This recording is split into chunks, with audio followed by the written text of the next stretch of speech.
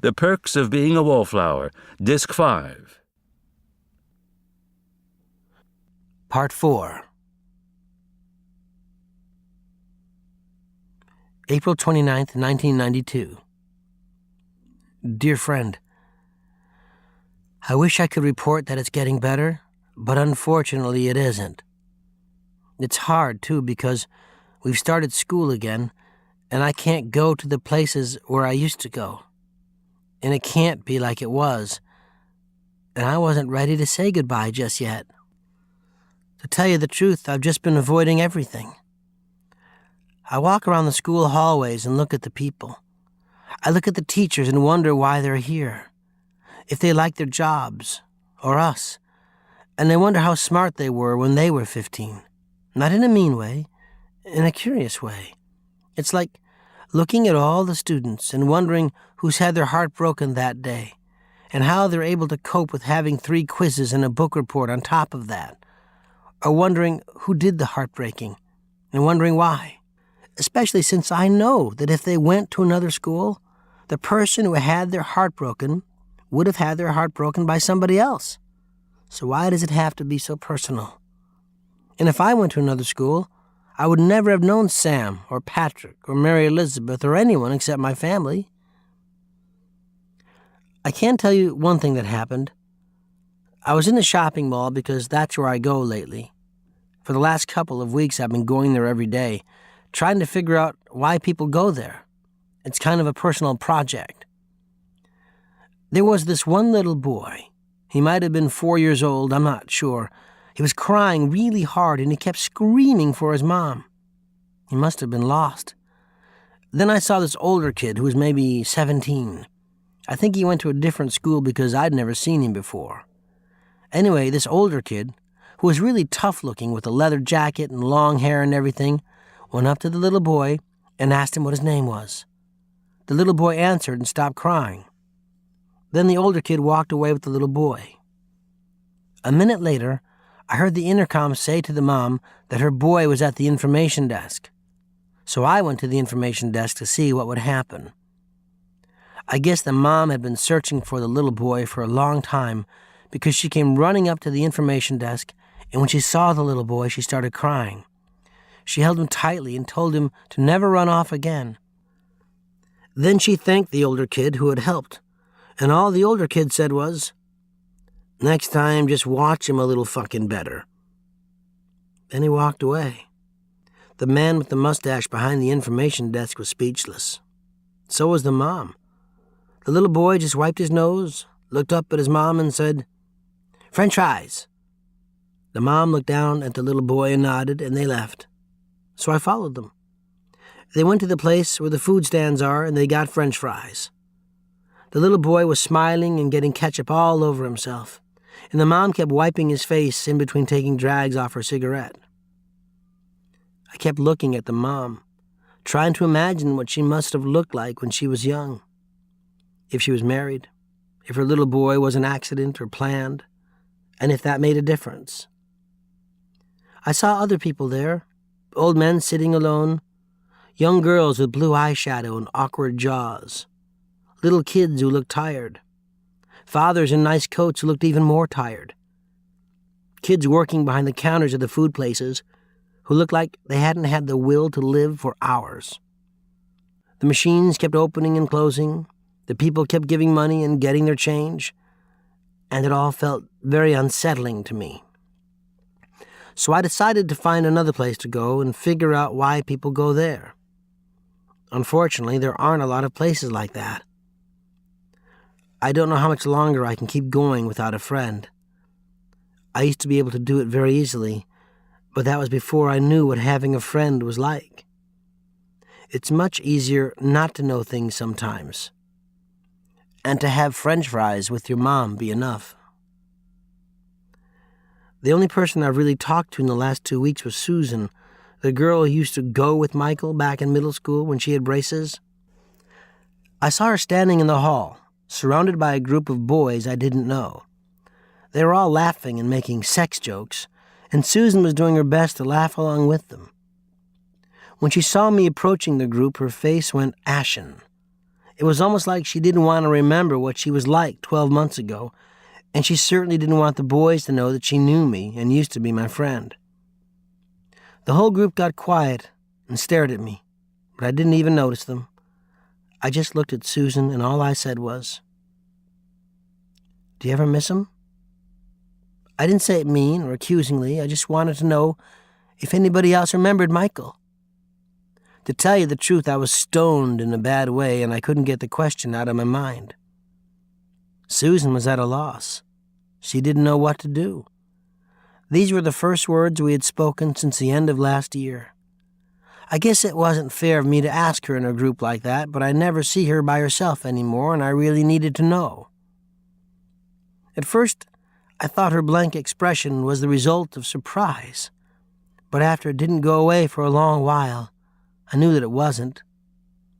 It suddenly dawned on me that if Michael were still around, Susan probably wouldn't be going out with him anymore. Not because she's a bad person or shallow or mean, but because things change, and friends leave, and life doesn't stop for anybody. I'm sorry I bothered you, Susan. I'm just having a tough time, that's all.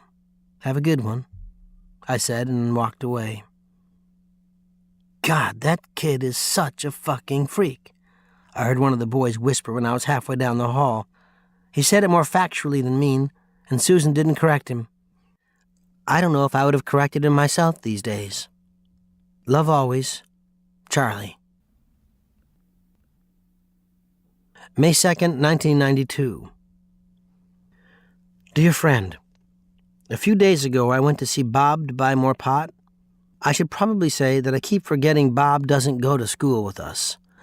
Probably because he watches more television than anyone I know, and he's great with trivia. You should see him talk about Mary Tyler Moore. It's kind of spooky. Bob has this very specific way of living. He says he takes a shower every other day. He weighs his stash daily. He says when you're smoking a cigarette with someone and you have a lighter, you should light their cigarette first. But if you have matches, you should light your cigarette first, so you breathe in the harmful sulfur instead of them. He says it's the polite thing to do. He also says that it's bad luck to have 3 on a match. He heard that from his uncle who fought in Vietnam. Something about how 3 cigarettes was enough time for the enemy to know where you are. Bob says that when you're alone and you light a cigarette and the cigarette is only halfway lit, that means someone is thinking about you. He also says that when you find a penny, it's only lucky if it's heads up. He says the best thing to do is find a lucky penny when you're with someone and give the other person the good luck. He believes in karma. He also loves to play cards. Bob goes part-time to the local community college. He wants to be a chef. He's an only child and his parents are never home. He says it used to bother him a lot when he was younger, but not so much anymore. The thing about Bob is that when you first meet him, he's really interesting because he knows about cigarette rules and pennies and Mary Tyler Moore. But after you've known him for a while, he starts to repeat these things. In the last few weeks, he hasn't said anything that I haven't heard from him before.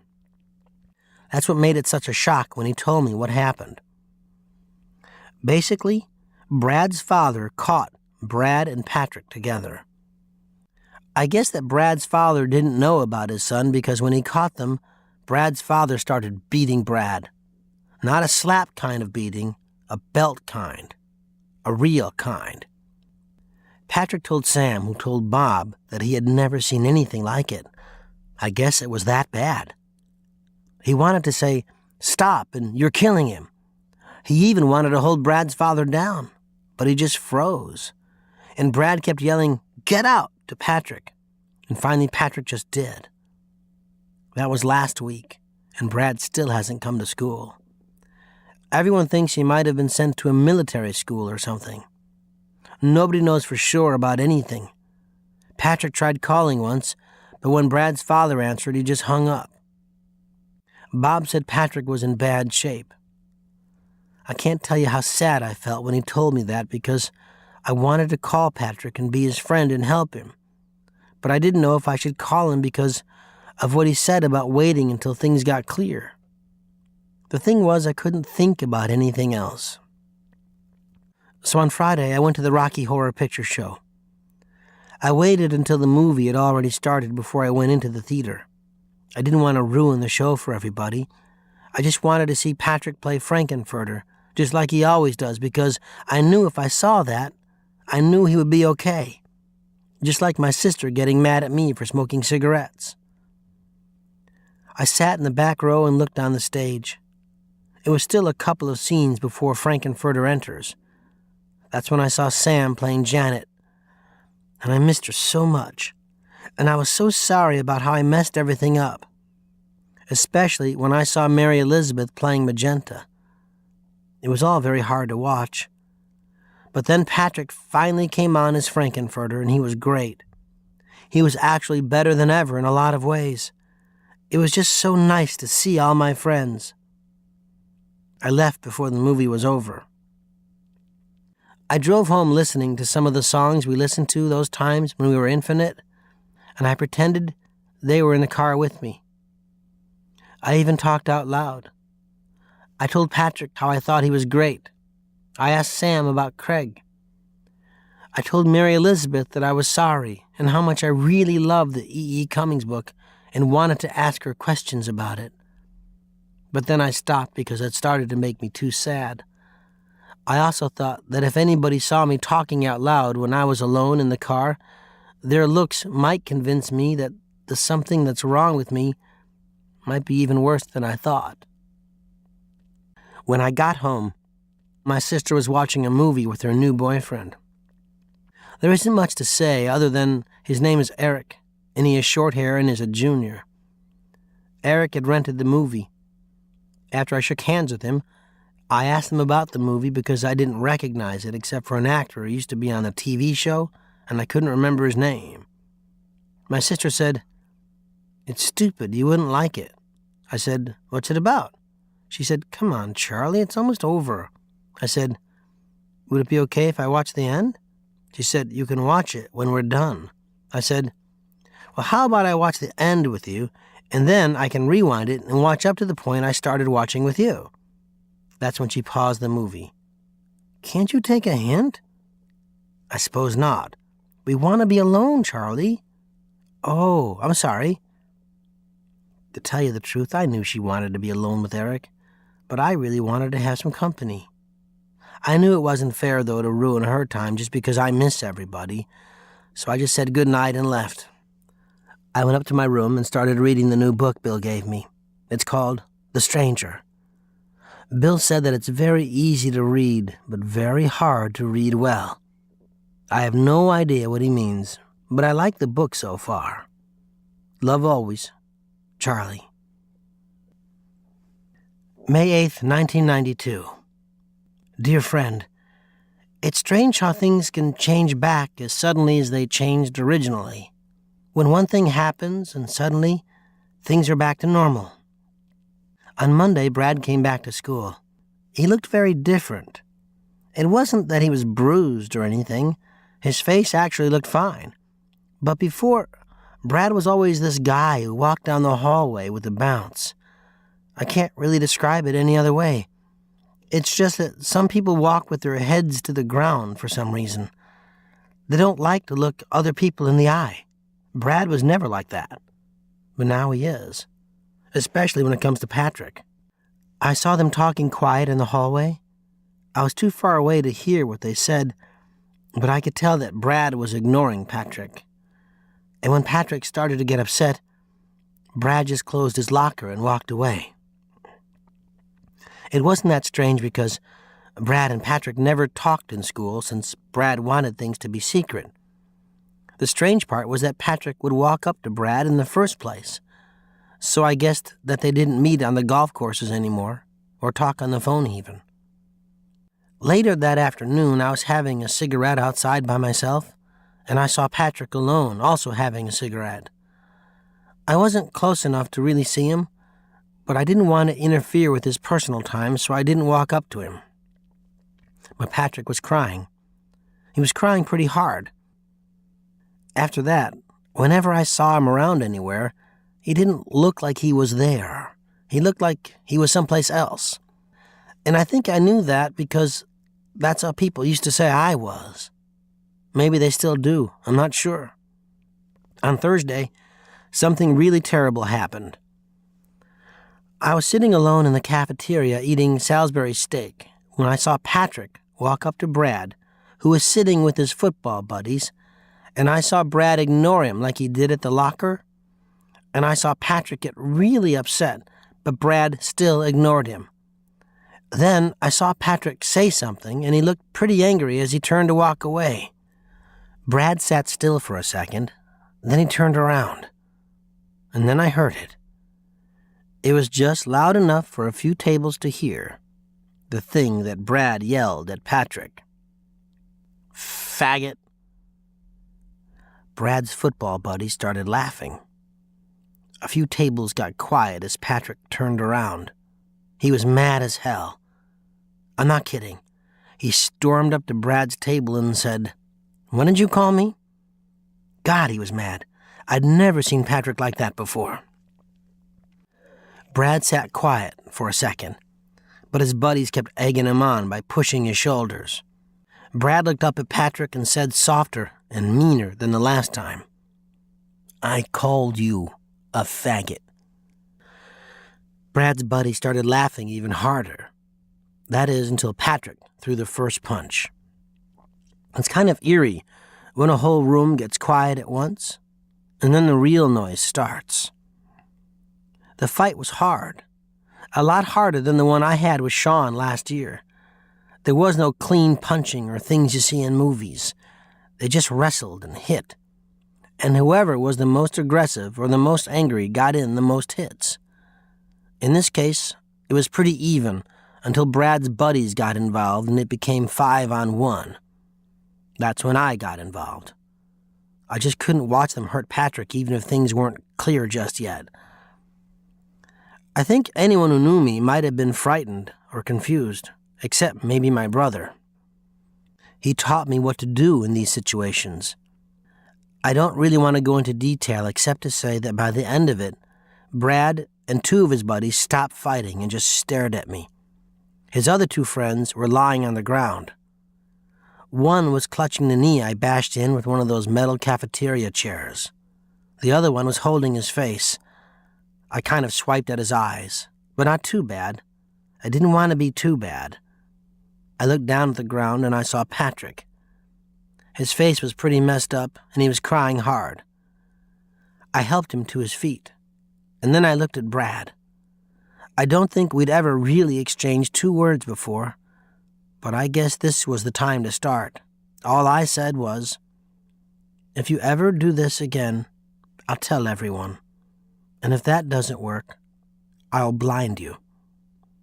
I pointed at his friend who was holding his face, and I knew Brad heard me and knew that I meant it. He didn't say anything back, though, because the security guards of our school came to bring all of us out of the cafeteria.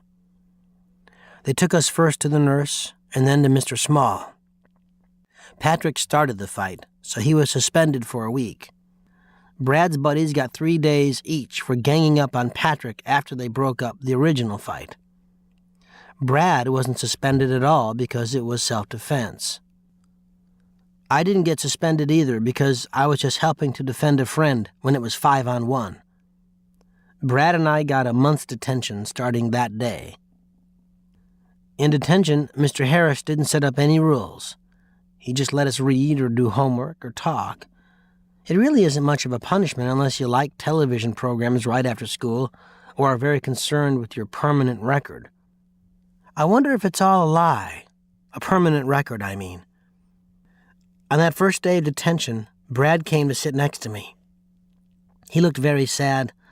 I think it all kind of hit him after he stopped feeling numb from the fight. "Charlie? Yeah?" "Thanks. Thanks for stopping them." "You're welcome." And that was it. I haven't said anything to him since, and he didn't sit next to me today. At first, when he said it, I was kind of confused. But then I think I got it. Because I wouldn't want a bunch of my friends beating up Sam, even if I wasn't allowed to like her anymore either. When I got out of detention that day, Sam was waiting for me. The minute I saw her, she smiled. I was numb. I just couldn't believe she was really there. Then I saw her turn and give Brad a real cold look. Brad said, "Tell him I'm sorry." Sam replied, "Tell him yourself." Brad looked away and walked to his car. Then Sam walked up to me and messed up my hair. "So I heard you're this ninja or something." I think I nodded. Sam drove me home in her pickup truck. On the way, she told me that she was really angry at me for doing what I did to Mary Elizabeth. She told me that Mary Elizabeth is a really old friend of hers. She even reminded me that Mary Elizabeth was there for her when she went through that tough time she told me about when she gave me the typewriter. I don't really want to repeat what that was. So she said that when I kissed her instead of Mary Elizabeth, I really hurt their friendship for a while, because I guess Mary Elizabeth really liked me a lot. That made me feel sad because I didn't know that she liked me that much. I just thought she wanted to expose me to all those great things. That's when Sam said, "Charlie, you're so stupid sometimes. Do you know that?" "Yeah, I really do know that, honest." Then she said that Mary Elizabeth and she got over it, and she thanked me for taking Patrick's advice and staying away for as long as I did because it made things easier. So then I said, "So can we be friends now?" "Of course," was all she said. "And Patrick?" "And Patrick." "And everyone else?" "And everyone else." That's when I started crying, but Sam told me to shush. "You remember what I said to Brad?" "Yeah. You told him that he should tell Patrick that he was sorry himself." "That goes for Mary Elizabeth, too." "I tried, but she told me—" "I know you tried. I'm telling you to try again." "Okay." Sam dropped me off. When she was too far away to see me, I started to cry again, because she was my friend again, and that was enough for me. So I made myself promise to never mess up like I did before, and I'm never going to, I can tell you that. When I went to the Rocky Horror Picture Show tonight, it was very tense. Not because of Mary Elizabeth. That was actually okay. I said I was sorry, and then I asked her if there's anything she wanted to say to me. And like before, I asked a question and got a very long answer. And when I was done listening, I really did listen, I said I was sorry again. Then she thanked me for not trying to make what I did seem less by offering a lot of excuses. And things were back to normal except we were just friends. To tell you the truth, I think the biggest reason for everything being okay is that Mary Elizabeth started dating one of Craig's friends. His name is Peter, and he's in college, which makes Mary Elizabeth happy. At the party at Craig's apartment, I overheard Mary Elizabeth say to Alice that she was much happier with Peter because he was opinionated, and they had debates. She said that I was really sweet and understanding, but that our relationship was too one-sided. She wanted a person who was more open to discussion and didn't need someone's permission to talk. I wanted to laugh, or maybe get mad, or maybe shrug at how strange everyone was, especially me. But I was at a party with my friends, so it really didn't matter that much. I just drank because I figured that it was about time to stop smoking so much pot. The thing that made everything tense was Patrick officially quit doing Frankenfurter in the show. He said that he didn't want to do it anymore, ever. So he sat and watched the show in the audience with me, and he said things that were hard to listen to, because Patrick usually isn't unhappy. "You ever think, Charlie, that our group is the same as any other group, like the football team, and the only real difference between us is what we wear and why we wear it?" "Yeah?" And there was his pause. "Well, I think it's all bullshit." And he meant it.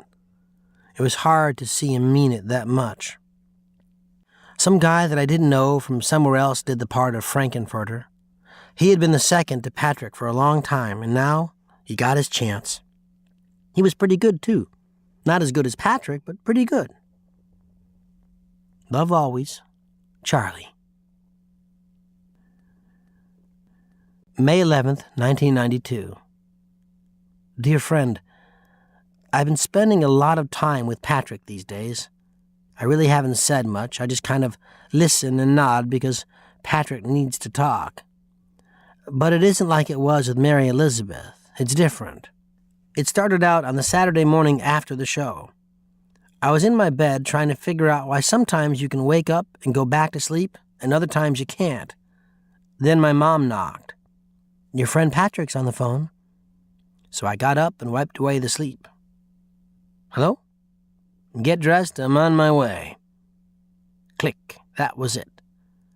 I actually had a lot of work to do since it was getting closer to the end of the school year, but it sounded like we might be having some kind of adventure, so I got dressed anyway.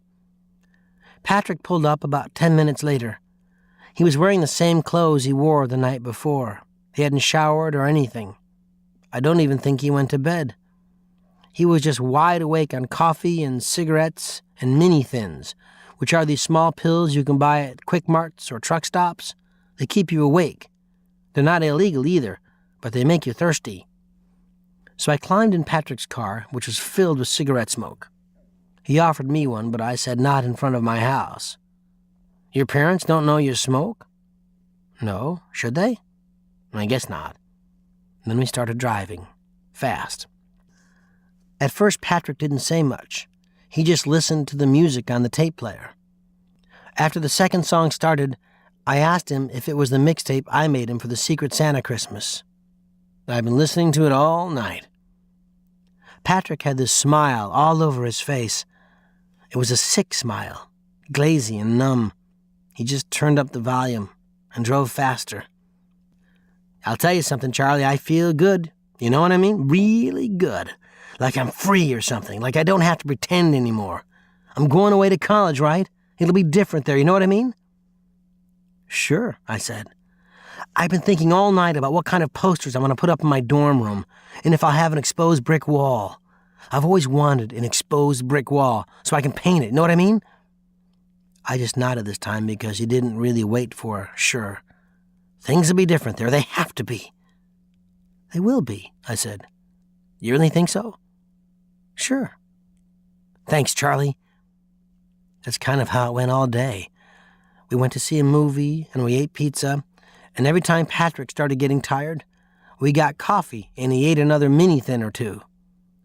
When things started turning dusk outside, he showed me all the places he and Brad would meet. He didn't say much about them, he just stared. We ended up at the golf course. We sat on the 18th green, which was pretty high on a hill, and we watched the sun disappear. By this point, Patrick had bought a bottle of red wine with his fake ID, and we passed it back and forth, just talking. "Did you hear about Lily?" he asked. "Who?" "Lily Miller. I don't know what her real first name was, but they called her Lily. She was a senior when I was a sophomore." "I don't think so." "I thought your brother would have told you. It's a classic." "Maybe." "Okay, stop me if you heard it." "Okay." "So, Lily comes up here with this guy who was the lead in all the plays." "Parker?" "Right, Parker. How did you know?" "My sister had a crush on him." "Perfect." We were getting pretty drunk. "So, Parker and Lily come up here one night, and they are so in love. He even gave her his thespian pin or something." At this point, Patrick is spitting out wine between sentences. He's laughing so hard. "They even had a song, something like Broken Wings by that band, Mr. Mister. I don't even know, but I hope it was Broken Wings because it would make the story perfect." "Keep going," I encouraged. Okay, he swallowed. "So, they've been going out for a long time, and I think they've even had sex before, but this was going to be a special night. She packed a little picnic, and he brought a boombox to play Broken Wings." Patrick just couldn't get over that song. He laughed for 10 minutes. Okay, I'm sorry. "So, they have this picnic with sandwiches and everything. They start to make out. The stereo's playing, and they're just about to do it when Parker realizes he forgot the condoms. They're both naked on this putting green. They both want each other. There's no condom. So, what do you think happened?" "I don't know." "They did it doggy style with one of those sandwich bags." "No," was all I could really say. "Yes," was Patrick's rebuttal. "God," was my counter. "Yes," was Patrick's conclusion. After we shook off the giggles and wasted most of the wine with spit takes, he turned to me. "And you want to know the best part?" "What?" "She was a valedictorian, and everyone knew it when she went up to give her speech." There's nothing like the deep breaths after laughing that hard. Nothing in the world like a sore stomach for the right reasons. It was that great. So Patrick and I shared all the stories we could think of. There was a kid named Barry who used to build kites in art class. Then after school, he would attach firecrackers to the kite and fly it and blow it up. He's now studying to be an air traffic controller. Patrick's story via Sam. And then there was this kid named Chip who spent all of his money from allowance and Christmas and birthdays to buy bug-killing equipment, and he would go door to door asking if he could kill the bugs for free. My story via my sister. There was a guy named Carl Burns, and everyone called him CB. And one day, CB got so drunk at a party that he tried to fuck the host's dog. Patrick's story. And there was this guy they called Action Jack because supposedly he was caught masturbating at a drunk party, and at every pep rally, the kids would clap and chant, "Action Jack, clap, clap, clap, Action Jack." My story via my brother. There are other stories and other names. Second base Stace, who had breasts in the 4th grade and let some of the boys feel them. Vincent, who took acid and tried to flush a sofa down the toilet. Sheila, who allegedly masturbated with a hot dog and had to go to the emergency room. The list went on and on. By the end, all I could think was what these people must feel like when they go to their class reunions. I wonder if they're embarrassed, and I wonder if that's a small price to pay for being a legend. After we sobered up a bit with coffee and mini-thins, Patrick drove me home. The mixtape I made for him hit a bunch of winter songs, and Patrick turned to me. "Thanks, Charlie." "Sure." "No, I mean in the cafeteria." "Sure." After that, it was quiet. He drove me home and pulled up in the driveway. We hugged goodnight. When I was just about to let go, he held me a little tighter, and he moved his face to mine, and he kissed me. A real kiss. Then he pulled away real slow. "I'm sorry." "No, that's okay. Really, I'm sorry." "No, really, it was okay." So he said thanks, and hugged me again, and moved in to kiss me again, and I just let him. I don't know why. We stayed in his car for a long time. We didn't do anything other than kiss, and we didn't even do that for very long. After a while, his eyes lost the glazy, numb look from the wine, or the coffee, or the fact that he had stayed up the night before. Then he started crying. Then he started talking about Brad, and I just let him, because that's what friends are for. Love always, Charlie.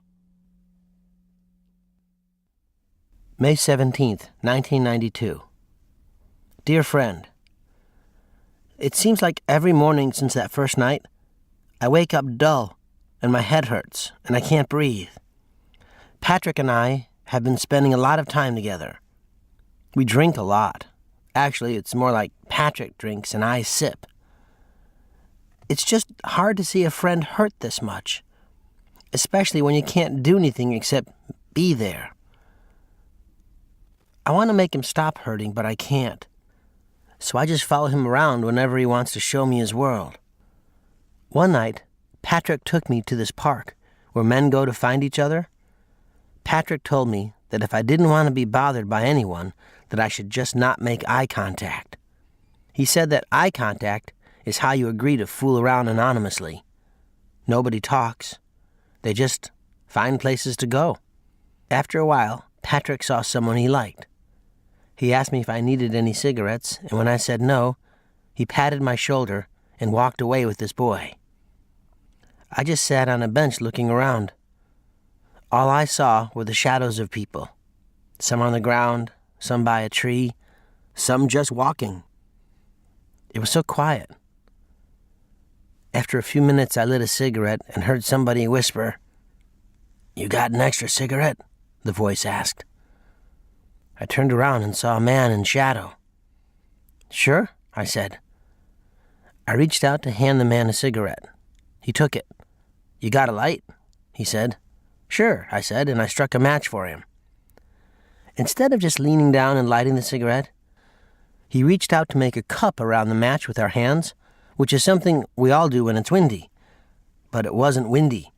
I think he just wanted to touch my hands because while he was lighting the cigarette, he did it for a lot longer than necessary.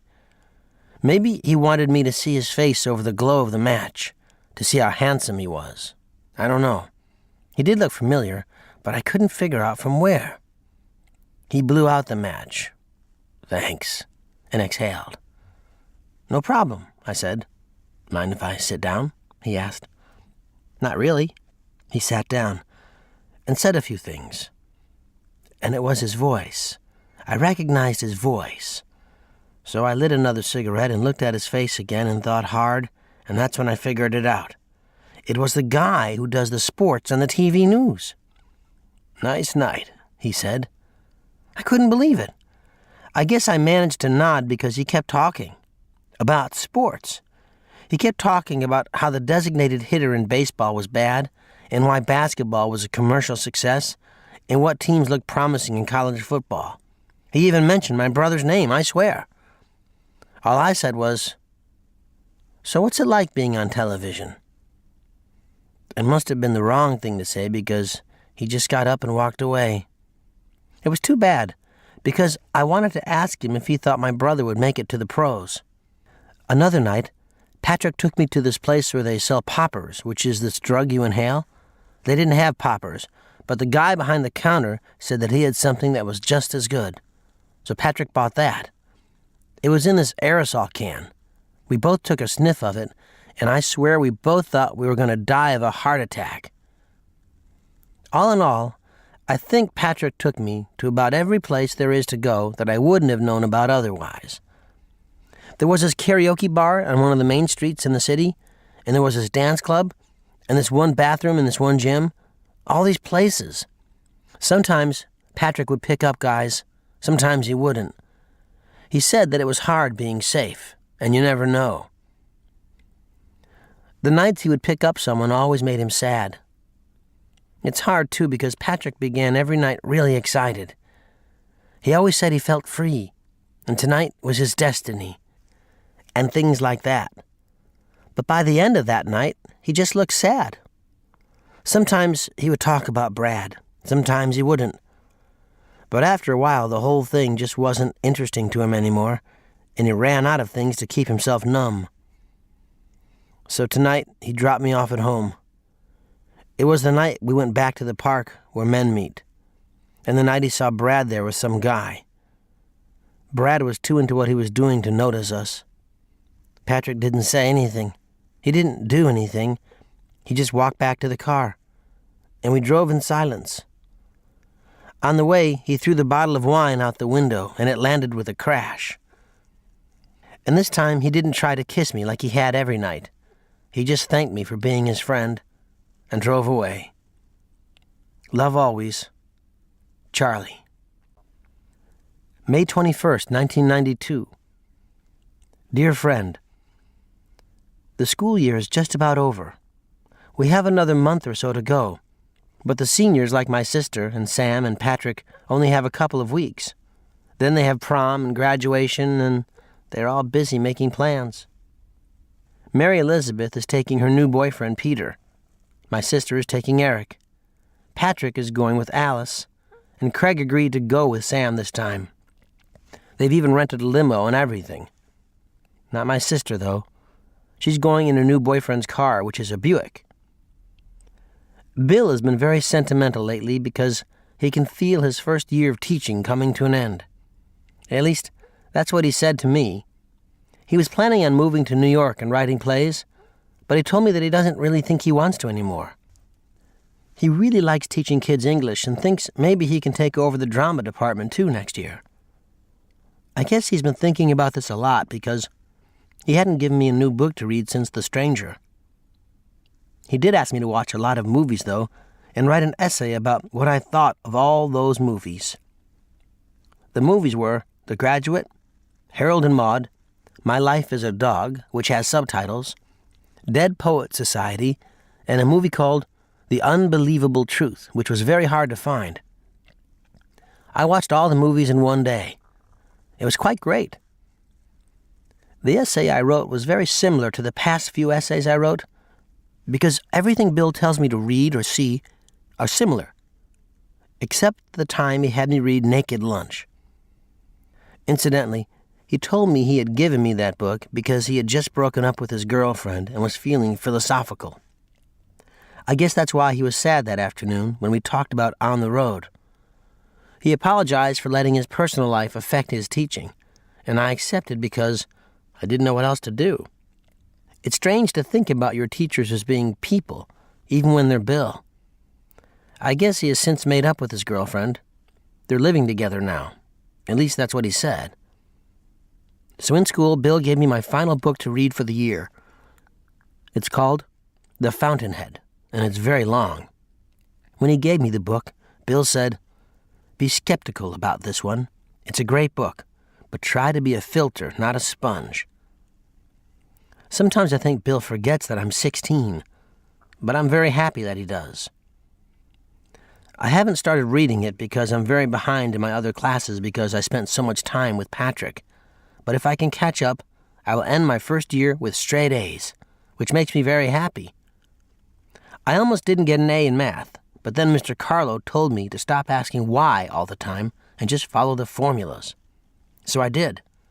Now I get perfect scores on all my tests. I just wish I knew what the formulas did. I honestly have no idea. I was just thinking that I wrote to you first because I was afraid about starting high school. Today I feel good, so that's kind of funny. By the way, Patrick stopped drinking that night he saw Brad in the park. I guess he's feeling better. He just wants to graduate and go to college now. I saw Brad in detention the Monday after I saw him at the park, and he looked just like he always looks. Love always, Charlie. May 27th, 1992. Dear friend, I've been reading The Fountainhead for the past few days, and it's an excellent book. I read on the back cover that the author was born in Russia and came to America when she was young. She barely spoke English, but she wanted to be a great writer. I thought that was very admirable, so I sat down and tried to write a story. Ian MacArthur is a wonderful, sweet fellow who wears glasses and peers out of them with delight. That was the first sentence. The problem was that I just couldn't think of the next one. After cleaning my room 3 times, I decided to leave Ian alone for a while because I was starting to get mad at him. I've had a lot of time to write and read and think about things this past week because everyone is busy with prom and graduation and schedules. Next Friday is their last day of school. And then prom is on Tuesday, which I thought was strange because I thought it would be on a weekend. But Sam told me that every school can't have their prom on the same night or else there wouldn't be enough tuxedos and restaurants to go around. I said it felt very well planned. And then Sunday is their graduation. It all feels very exciting. I wish it were happening to me. I wonder what it will be like when I leave this place. The fact that I will have to have a roommate and buy shampoo. I thought how great it would be to go to my senior prom 3 years from now with Sam. I hope it's on a Friday, and I hope I will be a valedictorian at graduation. I wonder what my speech would be, and if Bill would help me with it if he didn't go to New York and write plays. Or maybe he would even if he was in New York writing plays. I think that would be especially nice of him. I don't know. The Fountainhead is a very good book. I hope I'm being a filter. Love always, Charlie. June 2nd, 1992. Dear friend, did you have a senior prank? I'm guessing you probably did because my sister said it's a tradition at a lot of schools. This year, the prank was as follows. Some seniors filled a swimming pool with about 6,000 packages of grape Kool-Aid. I have no idea who thinks of these things or why, except that the senior prank is supposed to signify the end of school. What this has to do with a grape pool is beyond me, but I was very happy not to have gym. It's actually been a very exciting time because we've all been busy finishing up the year. This Friday is the last day of school for all of my friends and my sister. They've been talking about their prom nonstop. Even the people who think it's a joke, like Mary Elizabeth, can't stop talking about what a joke it is. It's all very fun to witness. So by this time, everyone has finally figured out which schools he or she is going to next year. Patrick is going to the University of Washington because he wants to be near the music there. He says he thinks he wants to work for a record company someday, maybe be a publicist or a person who finds new bands. Sam finally made her decision to leave early for the summer program at the college of her choice. I love that expression, college of my choice. Safety school is another favorite. The thing was that Sam got into 2 schools, the college of her choice and a safety school. She could have started at the safety school in the fall, but in order to go to the college of her choice, she had to do the special summer program just like my brother. That's right, the school is Penn State, which is so great because now I can visit my brother and Sam with one trip. I don't want to think about Sam leaving just yet, but I did wonder what would happen if she and my brother ever started dating, which is stupid because they're nothing alike, and Sam is in love with Craig. I have to stop doing this. My sister is going to a small liberal arts college back east called Sarah Lawrence. She almost didn't get to go because it costs a lot of money, but then she got an academic scholarship through the Rotary Club, or Moose Lodge, or something like that, which I thought was very generous of them. My sister is going to be second in her class. I thought she might have been valedictorian, but she got a B when she was going through that tough time with her old boyfriend. Mary Elizabeth is going to Berkeley, and Alice is going to study movies at New York University. I never even knew she liked movies, but I guess she does. She calls them films. Incidentally, I finished The Fountainhead. It was a really great experience. It's strange to describe reading a book as a really great experience, but that's kind of how it felt. It was a different book from the others because it wasn't about being a kid. And it wasn't like The Stranger or Naked Lunch, even though I think it was philosophical in a way. But it wasn't like you had to really search for the philosophy. It was pretty straightforward, I thought. And the great part is that I took what the author wrote about and put it in terms of my own life. Maybe that's what being a filter means. I'm not sure.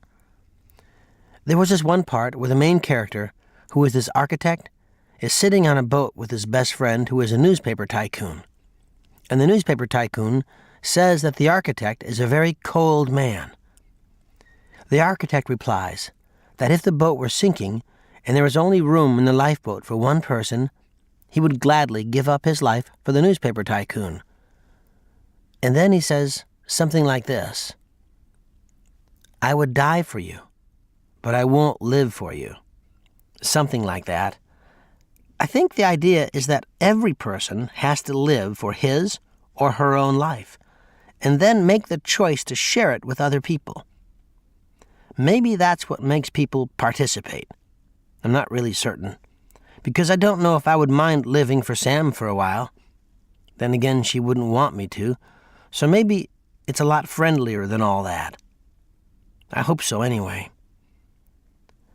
I told my psychiatrist about the book, and Bill, and about Sam and Patrick and all their colleges, but he just keeps asking me questions about when I was younger.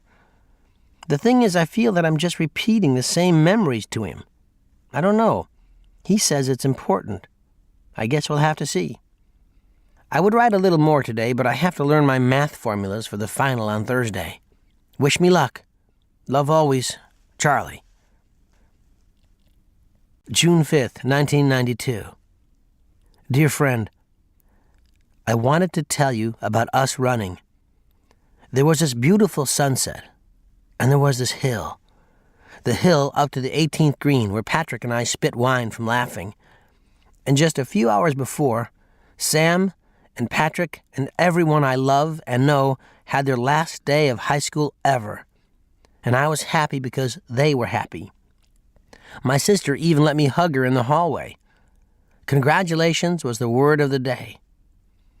So Sam and Patrick and I went to the Big Boy and smoked cigarettes. Then we went walking, waiting for it to be time to go to Rocky Horror. And we were talking about things that seemed important at the time. And we were looking up that hill. And then Patrick started running after the sunset, and Sam immediately followed him. And I saw them in silhouette, running after the sun. Then I started running, and everything was as good as it could be. That night, Patrick decided to play Frankenfurter one last time. He was so happy to put on the costume, and everyone was happy he decided to do it. It was quite moving, actually. He gave the best show I ever saw him give.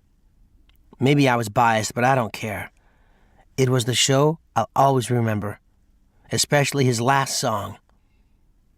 The song is called I'm Going Home. In the movie, Tim Curry, who plays the character, cries during that song. But Patrick was smiling, and it felt just right. I even persuaded my sister to come to the show with her boyfriend. I've been trying to get her to come since I started going, but she never would. But this time she did. And since she and her boyfriend never saw the show before, they were technically virgins, which meant they would have to do all these embarrassing things before the show to get initiated. I decided not to tell my sister this, and she and her boyfriend had to go on stage and try to dance the time warp. Whoever lost the dance contest had to pretend he or she was having sex with a large stuffed Gumby doll. So I quickly showed my sister and her boyfriend how to dance the time warp so they wouldn't lose the contest. It was fun watching my sister dance the time warp on stage, but I don't think I could have handled her pretending to have sex with a large stuffed Gumby. I asked my sister if she wanted to come to Craig's for the party afterward, but she said that one of her friends was having a party, so she was going to that. That was okay with me, because at least she came to the show. And before she left, she hugged me again, 2 in one day. I really do love my sister, especially when she's nice. The party at Craig's was great. Craig and Peter bought champagne to congratulate all the people who were graduating, and we danced, and we talked, and I saw Mary Elizabeth kissing Peter and looking happy, and I saw Sam kissing Craig and looking happy, and I saw Patrick and Alice not even care that they weren't kissing anybody because they were too excited talking about their futures. So I just sat there with a bottle of champagne near the CD player, and I changed the songs to fit the mood of what I saw. I was lucky, too, because Craig has an excellent collection. When people looked a little tired, I played something fun. When they looked like they wanted to talk, I played something soft. It was a great way to sit alone at a party and still feel a part of things. After the party, everyone thanked me because they said it was the perfect music. Craig said that I should be a DJ to make money while I was still in school, just like he does modeling. I thought that was a good idea. Maybe I could save up a lot of money so I would be able to go to college even if something like the Rotary Club or Moose Lodge didn't come through. My brother said recently on the phone that if he makes it to the pros, I don't have to worry about my college money at all. He said he'd take care of it. I can't wait to see my brother. He's coming home from my sister's graduation, which is so nice. Love always, Charlie. June 9th, 1992. Dear friend, it's now prom night, and I'm sitting in my room. Yesterday was difficult because I didn't know anybody since all my friends and my sister were no longer in school.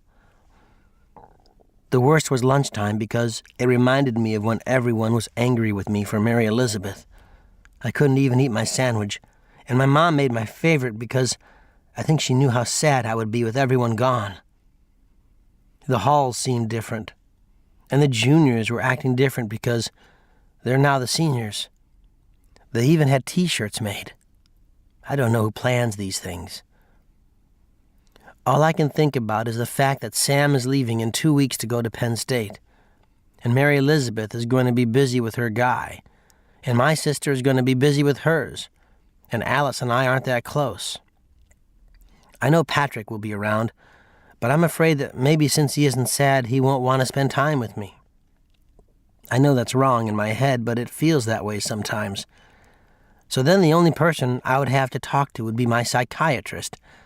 And I don't like the idea of that right now because he keeps asking me questions about when I was younger, and they're starting to get weird. I'm just lucky that I have so much schoolwork and don't have a lot of time to think. All I hope is that tonight is great for the people whom it's supposed to be great for. My sister's boyfriend showed up in his Buick, and he was wearing a white tails coat over a black suit, which looked wrong for some reason. His cummerbund, I don't know how to spell this, matched my sister's dress, which was powder blue and low cut. It reminded me of those magazines. I have to stop spinning out like this. Okay. All I hope is that my sister feels beautiful, and her new guy makes her feel beautiful. I hope that Craig doesn't make Sam feel that her prom isn't special just because he's older. I hope the same for Mary Elizabeth with Peter. I hope Brad and Patrick decide to make up and dance in front of the whole school, and that Alice is secretly a lesbian and in love with Brad's girlfriend Nancy, and vice versa, so nobody feels left out. I hope the DJ is as good as everyone said I was last Friday, and I hope everyone's pictures turn out great and never become old photographs and nobody gets in a car accident. That's what I really hope. Love always, Charlie. June 10th, 1992. Dear friend, I just got home from school, and my sister is still asleep from the after-prom party the school organized. I called over to Patrick and Sam's, but they're still asleep too. Patrick and Sam have a cordless phone which always runs out of batteries, and Sam's mom sounded like a mom in the Peanuts cartoon. Wah, wah, wah. I had 2 finals today. One in biology, which I think I got a perfect in, the other in Bill's class. The final was about The Great Gatsby. The only thing hard about it was the fact that he had me read the book so long ago, and it was difficult to remember. After I handed in the final, I asked Bill if he wanted me to write an essay about the Fountainhead, since I told him that I had finished it and he hadn't told me to do anything. He said that it wouldn't be fair to have me write another essay when I have so many finals this week. Instead, he invited me over to his townhouse to spend Saturday afternoon with his girlfriend and him, which sounds like fun.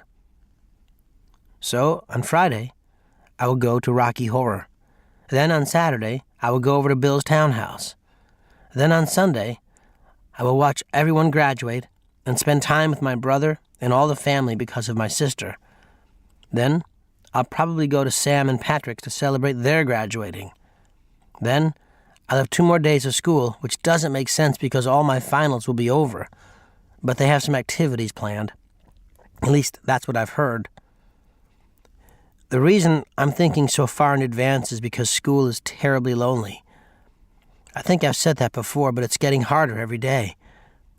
I have 2 finals tomorrow, history and typing. Then on Friday, I have finals in all my other classes like gym and shop. I don't know if there will be actual finals in these classes, especially shop. I think Mr. Callahan will just play some of his old records for us. He did that when we were supposed to have a midterm, too. But it won't be the same without Patrick lip-syncing. Incidentally, I got a perfect on my math final last week. Love always, Charlie. June 13th, 1992. Dear friend, I just got home from Bill's house.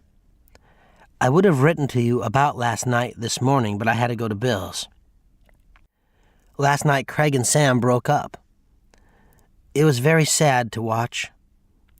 In the past few days, I've heard a lot about the prom, and thanks to those 24-hour film places, I've seen what everyone looked like. Sam looked beautiful. Patrick looked handsome. Mary Elizabeth, Alice, Mary Elizabeth's boyfriend all looked great too. The only thing is that Alice wore white stick deodorant with a strapless dress, and it showed. I don't think that kind of thing matters, but supposedly Alice was paranoid about it all night. Craig looked handsome as well, but he wore a suit instead of a tux. That's not why they broke up. Actually, the prom was supposed to be very nice. The limo was really great, and the limo driver got everyone stoned, which made the very expensive food taste even better. His name was Billy. The prom's music came from this really bad cover band called the Gypsies of the Allegheny, but the drummer was good, so everyone had a nice time dancing. Patrick and Brad didn't even look at each other, but Sam said Patrick was really okay about it. After the prom, my sister and her boyfriend went to the after-prom party the school organized.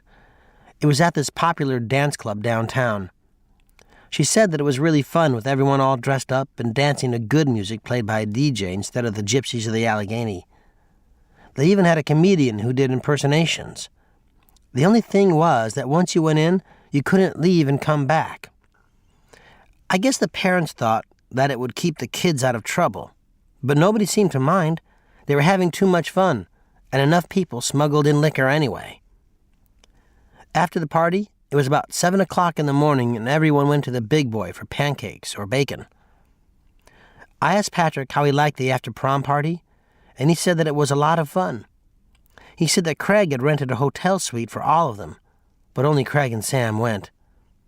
Actually, Sam wanted to go to the after-prom party the school organized too, but Craig got really angry because he had already paid for the hotel suite. That's not why they broke up. It happened yesterday at Craig's house after Rocky Horror. Like I said, Mary Elizabeth's boyfriend Peter is good friends with Craig, and he kind of stepped into the middle of things. I guess he really likes Mary Elizabeth a lot, and has grown to like Sam quite a bit because he's the one who brought it up. Nobody even suspected.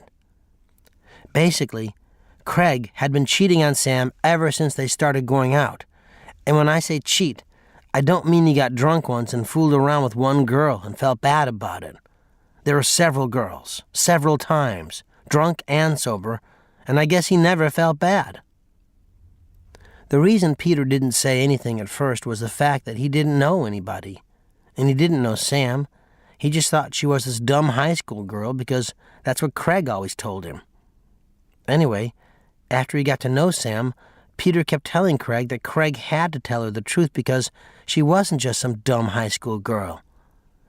Craig kept promising he would, but he never did it. There was always some excuse.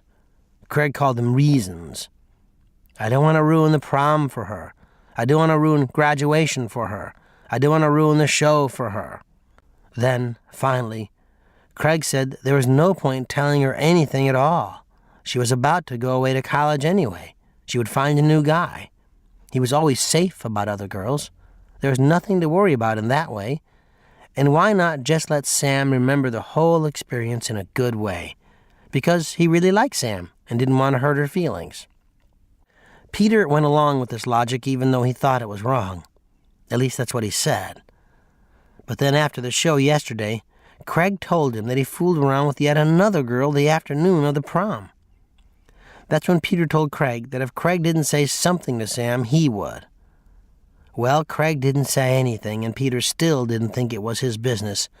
But then he overheard Sam at the party. She was talking to Mary Elizabeth about how Craig might be the one, and how she was trying to think of ways to keep it going long distance while she was at school. Letters, phone calls, vacations, and breaks. That was it for Peter.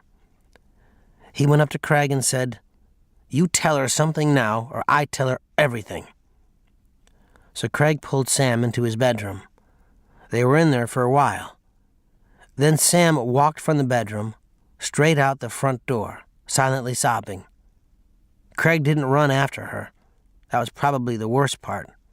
Not that he should have tried to get back together with her, but I think he should have run after her anyway. All I know is that Sam was devastated.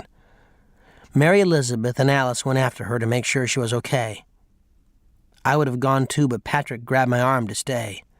He wanted to know what was going on, I guess. Or maybe he figured Sam would be better off with female company. I'm glad we stayed, though, because I think our presence prevented a pretty violent fight between Craig and Peter. Because we were there, all they really did was scream at each other. That's where I heard most of the details I'm writing to you about. Craig would say, "Fuck you, Peter, fuck you!" And Peter would say, Don't blame me that you fucked around on her since the beginning. The afternoon of her prom? You're just a bastard, you hear me? A fucking bastard. Things like that. When it looked like things were going to get violent, Patrick stepped between the two and, with my help, got Peter out of the apartment. When we got outside, the girls were gone, so Patrick and I got into Patrick's car and drove Peter home. He was still seething, so he vented about Craig. That's where I heard the rest of the details I'm writing to you about. Finally, we dropped Peter off, and he made us promise to make sure Mary Elizabeth didn't think he was cheating on her because he wasn't. He just didn't want to be found guilty by association with that prick.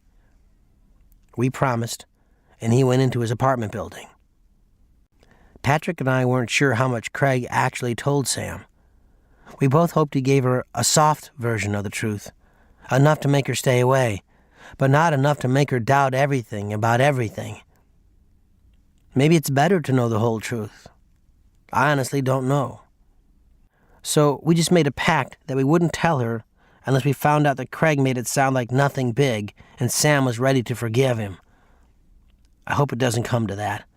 I hope Craig told her enough to make her stay away. We drove around to all the places where we thought we might find the girls, but we couldn't find them. Patrick figured they were probably just driving around, trying to let Sam cool off a bit. So Patrick dropped me at home. He said he'd call me tomorrow when he heard anything. I remember going to sleep last night and I realized something that I think is important. I realized that throughout the course of the evening, I wasn't happy about Craig and Sam breaking up. Not at all. I never once thought that it would mean Sam might start liking me. All I cared about was the fact that Sam got really hurt. And I guess I realized at that moment that I really did love her, because there was nothing to gain, and that didn't matter.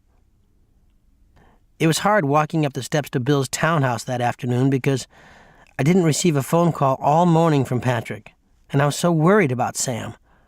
I called on the phone, but nobody was there. Bill looks different without a suit. He was wearing his old graduate school t-shirt, which was brown. The school, not the color. His girlfriend was wearing sandals and a nice flowered dress. She even had hair under her arms. No kidding. They looked very happy together, and I was glad for Bill. The house didn't have a lot of furniture in it, but it was very comfortable. They had a lot of books, which I spent about a half an hour asking them about. There was also a picture of Bill and his girlfriend when they were at Brown together in graduate school. Bill had very long hair then. Bill's girlfriend made lunch while Bill made the salad. I just sat in the kitchen drinking a ginger ale and watching them. The lunch was a spaghetti dish of some sort because Bill's girlfriend doesn't eat meat. Bill doesn't eat meat either now. The salad did have imitation bacon bits, though, because bacon is the only thing they both miss. They had a really nice collection of jazz records, and they kept playing them all through lunch. After a while, they broke open a bottle of white wine and gave me another ginger ale. Then we started talking. Bill asked me about the Fountainhead, and I told him, making sure that I was a filter. Then he asked me about how I liked my first year of high school, and I told him, making sure that I included all the stories in which I participated.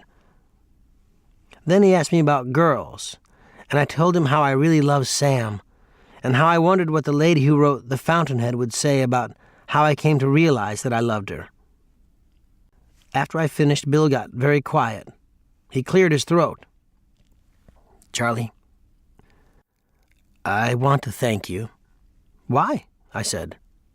"Because it has been a wonderful experience teaching you." "Oh, I'm glad." I didn't know what else to say. Then Bill took this really long pause, and his voice sounded like my dad when he wants to have a big talk. "Charlie," he said, "do you know why I gave you all that extra work?" I shook my head no. That look on his face, it made me quiet. "Charlie, do you know how smart you are?" I just shook my head no again. He was talking for real. It was strange.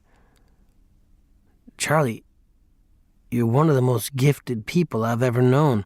And I don't mean in terms of my other students, I mean in terms of anyone I've ever met. That's why I gave you the extra work. I was wondering if you were aware of that? I guess so, I don't know. I felt really strange. I didn't know where this was coming from. I just wrote some essays. Charlie, please don't take this the wrong way. I'm not trying to make you feel uncomfortable. I just want you to know that you're very special. And the only reason I'm telling you is that I don't know if anyone else ever has. I looked up at him, and then I didn't feel strange. I felt like I wanted to cry. He was being so nice to me, and the way his girlfriend looked, I knew that this meant a lot to him, and I didn't know why it did. So, when the school year ends, and I'm not your teacher anymore, I want you to know that if you ever need anything or want to know about more books or want to show me anything you write or anything, you can always come to me as a friend. I do consider you a friend, Charlie. I started crying a little bit. I actually think his girlfriend was too, but Bill wasn't. He looked very solid. I just remember wanting to hug him, but I've never done that before, and I guess Patrick and girls and family don't count. I didn't say anything for a while because I didn't know what to say. So finally I just said, "You're the best teacher I ever had." And he said, "Thank you." And that was that. Bill didn't try to make sure that I would see him next year if I needed anything. He didn't ask me why I was crying. He just let me hear what he had to say in my own way and let things be. And that was probably the best part. After a few minutes, it was time for me to leave. I don't know who decides these things. It just happens. So we went to the door, and Bill's girlfriend hugged me goodbye, which was very nice considering I didn't know her except for today. Then Bill extended his hand, and I took it. And we shook hands. And I even sneaked in a quick hug before I said goodbye. When I was driving home, I just thought about the word special. And I thought the last person who said that about me was my Aunt Helen.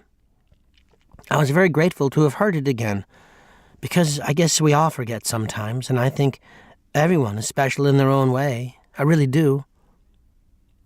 My brother gets home tonight, and everyone's graduation is tomorrow. Patrick still hasn't called. I called him, but no one was home again. So I decided to go out and buy everyone their graduation presents. I really haven't had time to do that until now. Love always, Charlie.